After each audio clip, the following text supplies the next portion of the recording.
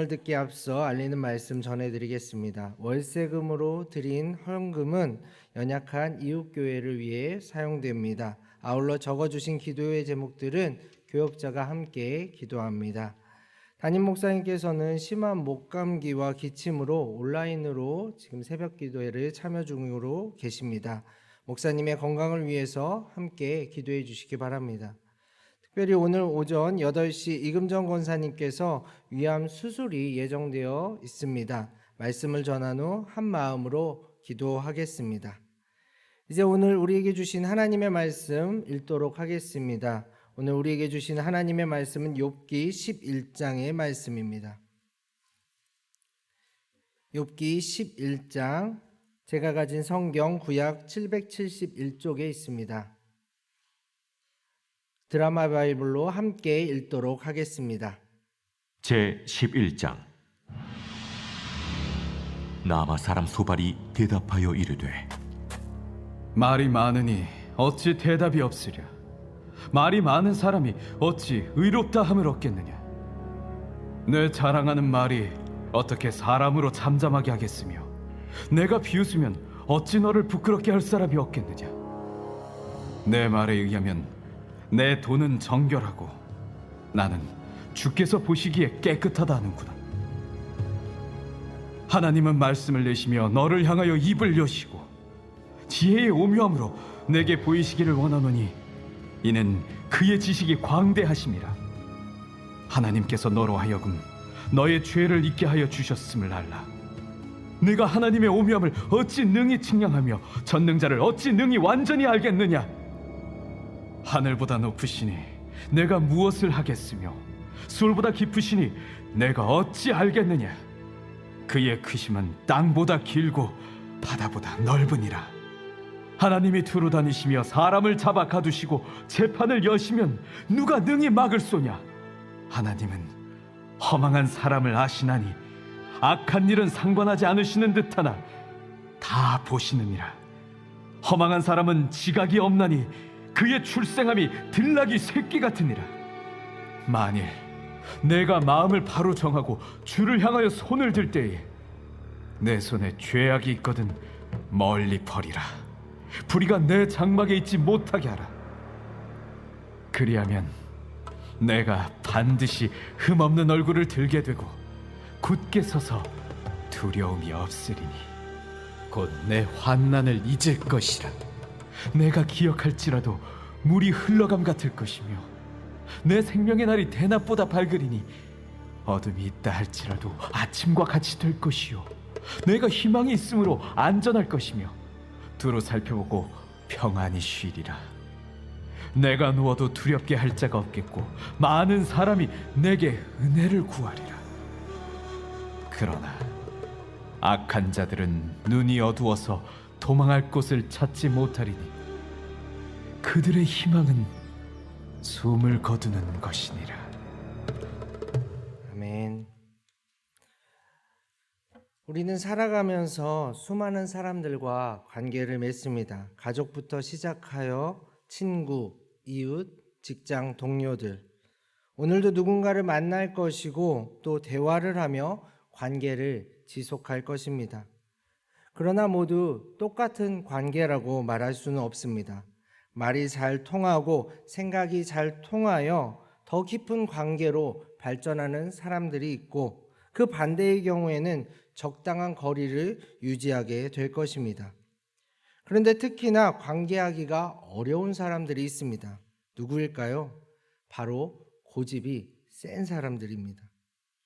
진정한 대화란 서로의 말만 주고받는 것에서 그치지 않고 서로의 생각을 주고받으면서 결국 자신을 개방하여 상대방을 받아들이는 행위입니다. 상대방을 받아들이는 행위입니다. 그렇기 때문에 내 생각만 옳고 내 판단만 옳게 여기는 사람은 대화하기가 쉽지가 않습니다. 이러한 관점에서 부부, 부모와 자녀, 친구라는 관계적 용어가 서로 간의 깊은 관계를 보장하지 않습니다. 당연히 가장 가깝고 서로를 잘 안다고 생각했던 그 관계가 실제로는 가장 먼 사이일 수 있다는 뜻입니다. 욥기만 봐도 그렇습니다. 욥이 가장 극심한 고통을 겪고 있을 때 욥의 세 친구들이 찾아옵니다. 성경에는 분명 그들을 욥의 세 친구라고 기록하고 있습니다. 그런데 이 세 친구들이 욥을 향하여 대화를 시작했을 때는 그 친구라는 단어가 무색해집니다. 또한 그 대화의 내용을 살펴보면 과연 이들이 욥의 진짜 친구들이 맞는가 의문을 품을 수밖에 없습니다. 사실 지금 욥에게 필요한 것은 따뜻한 위로와 공감의 한마디입니다. 힘들지? 아프지? 나도 하나님께서 왜 너에게 이런 고통을 주셨는지 정말 모르겠어. 이 말 한마디면 충분했습니다. 그러나 그들은 자신들의 옳음, 정의, 기준을 욥에게 들이댔습니다. 그리고 이것은 욥에게 있어 육체의 고통보다 더 큰 마음의 고통이 되어버렸습니다. 특별히 오늘 본문 11장은 소발이라 하는 친구의 대화입니다. 내용도 그렇지만 표현 방법을 보시면 세 친구 중 가장 무례하고 거칠고 잔인합니다. 2절을 함께 읽어보도록 하겠습니다. 2절입니다. 말이 많으니 어찌 대답이 없으랴. 말이 많은 사람이 어찌 의롭다함을 얻겠느냐. 그는 시작하자마자 욥의 태도를 문제 삼습니다. 말이 많다는 것이죠. 그 말이 어떤 말인지 어떤 내용인지는 중요하지 않습니다. 다시 말해 소발은 이미 욥을 정죄하고 들어가고 있는 것입니다. 욥은 범죄자로서 그 대가를 받고 있는 것이고 그가 하는 모든 말은 변명이기 때문에 들을 필요가 없다는 뜻입니다. 5절부터 7절까지를 한번 읽어보도록 하겠습니다. 5절부터 7절까지입니다. 하나님은 말씀을 내시며 너를 향하여 입을 여시고 지혜의 오묘함으로 내게 보이시기를 원하노니 이는 그의 지식이 광대하심이라.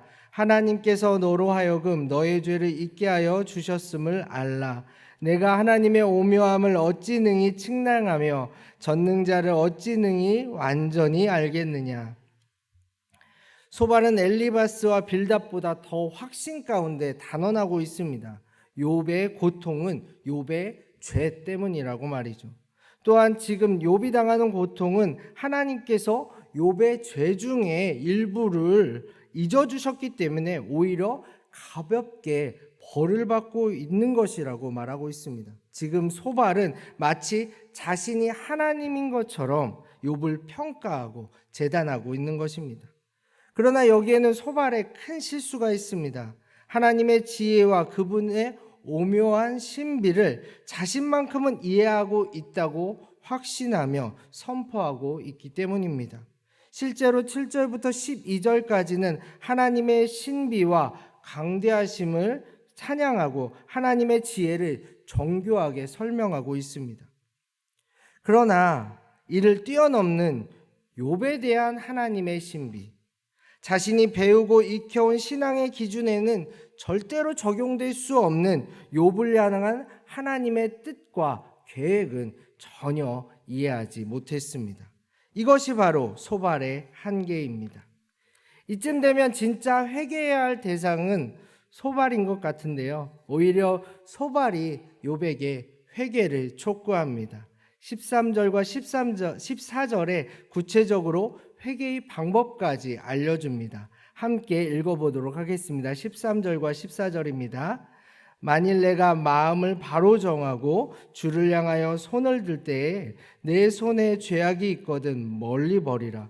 불의가 내 장막에 있지 못하게 하라. 먼저 진정한 회개의 첫 번째 단계는 마음을 바로 하고 주를 향하여 손을 들라고 합니다. 이는 진심을 다해 하나님께 기도하고 주님 앞에 순종하라는 뜻입니다. 그리고 두 번째 단계는 그 고통의 원인, 즉 욥 자신이 잘못된 죄악을 스스로 끊어버리라는 것입니다. 또한 개인의 죄를 끊어버리는 것에 그치지 않고 가정의 죄, 공동체의 죄도 끊어야 한다고 말씀하고 있습니다. 그리고 그렇게 될 때 주님께서 반드시 욥을 회복시켜 주실 것이라고 말합니다. 이제 욥은 흠 없는 얼굴을 들게 될 것이고 환난을 잊게 될 것이며 생명의 낯이 밝게 되겠고 이전의 평안과 명성을 되찾을 수 있을 거라고 선포합니다. 그리고 의인으로서 악한 자의 종말을 보게 될 것이라고 말하며 자신의 말을 마무리하고 있습니다. 안타깝습니다. 다 맞는 말인데 다 틀린 말입니다. 이 역시 욥에게는 해당되지 않습니다.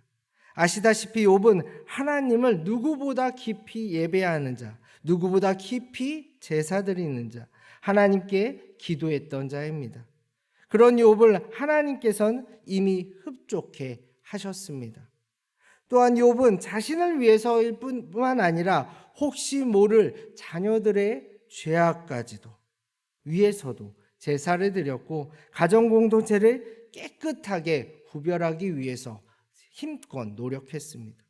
이로써 소발의 주장은 자신만의 주장, 일방적인 주장임이 드러났습니다. 물론 자신은 인정하지 않겠지만 말이죠. 사랑하는 용인영락교회 성도 여러분, 우리도 삶의 자리에서 다양한 모습으로 살아가고 있습니다. 누군가의 아버지로, 어머니로서, 누군가의 자녀로서, 누군가의 친구로서, 누군가의 동료로서 말이죠. 그런데 정말 제대로 된 관계를 맺고 있는지 돌아봐야겠습니다. 혹시 일방적으로 대화를 하고 내 기준을 들이대면서 상대방에게 강요하고 있지는 않습니까? 상대방의 입장과 상황을 깊이 고려하지 않은 채 내가 아는 정답만을 제시하고 있지는 않습니까? 욥의 고통을 단 하나도 이해하지 못하고 공감하지 못하면서 욥을 위하는 척 결국 욥을 더 큰 절망으로 빠뜨리고 있는 이 소발처럼 말이죠. 이제 우리는 예수님을 깊이 생각해 보길 원합니다. 그분은 우리의 고통을 가르치려 들지 않으셨습니다. 오히려 자신이 고통 속에 있는 우리 곁에 오셔서 우리와 하나가 되시며 우리의 고통을 대신 짊어지시고 십자가로 향하셨습니다. 그렇게 예수님은 우리의 진정한 친구가 되어 주셨습니다. 5월은 특별히 가정의 달입니다. 모든 관계가 주 안에서 참된 관계로 회복되셨으면 좋겠습니다. 그러기 위해서는 우리 안에 가득한 소발의 생각, 소발의 언어를 이제는 내려놓고 예수님의 생각, 예수님의 언어, 예수님의 사랑, 예수님의 희생을 깊이 새겨 넣으시길 바랍니다. 하나님께서도 여러분을 통해 가정과 교회, 직장, 세상 가운데 참된 위로와 회복을 허락하실 것입니다. 함께 기도하겠습니다. 하나님 아버지, 오늘 말씀을 통해 우리의 모습을 돌아보게 하시고 우리 안에 가득한 그릇된 생각을 내려놓게 하시니 감사합니다. 삶의 자리에서 다양한 모습으로 관계를 맺고 있는데 주님 도와주셔서 우리가 예수님 닮은 그리스도인으로 누군가의 참된 친구가 되게 하여 주시옵소서. 위로가 필요한 곳에 위로를, 눈물이 필요한 곳에 눈물을, 기도가 필요한 곳에 기도를 행하게 하시고 더욱 복된 가정, 더욱 복된 교회가 될 수 있도록 인도하여 주옵소서. 예수님의 이름으로 간절히 기도합니다. 아멘. 우리 말씀을 기억하시면서 주님 주신 은혜를 마음에 새기시면서 사랑의 나눔 있는 곳에 함께 고백하겠습니다.